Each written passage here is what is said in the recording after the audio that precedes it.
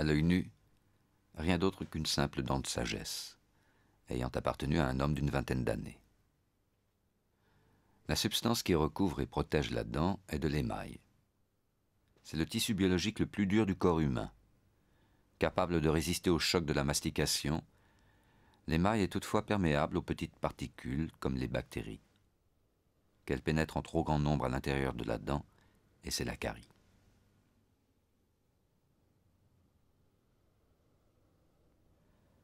D'un peu plus près, l'émail de cette dent apparaît de moins en moins lisse.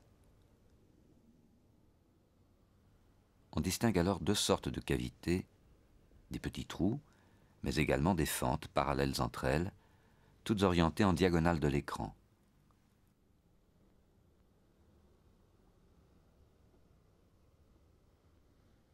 Ces fissures témoignent de la composition de l'émail, un assemblage de petits éléments, appelés prismes, qui ont tous poussé dans la même direction.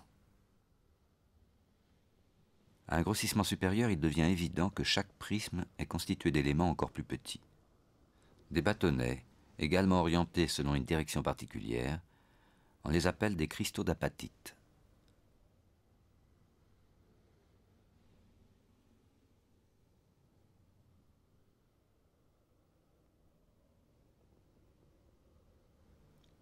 On retrouve ces mêmes cristaux dans les os, ainsi que dans d'autres parties de la dent, situées plus en profondeur, la dentine et le sément. Les cristaux d'apatite ne constituent en fait que 96% de l'émail.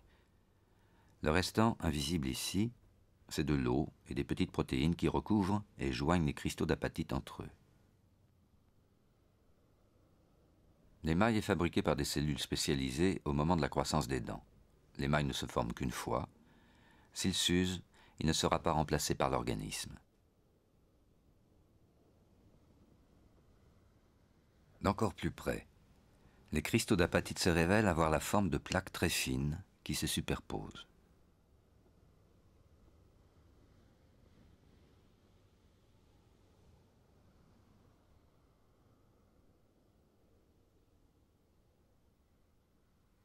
Au maximum de grossissement, la structure atomique d'un cristal d'apatite apparaît. Cette substance minérale est constituée d'un assemblage d'ions phosphate et d'ions calcium. Ils se sont accumulés et se sont associés pour donner cette trame parfaitement organisée.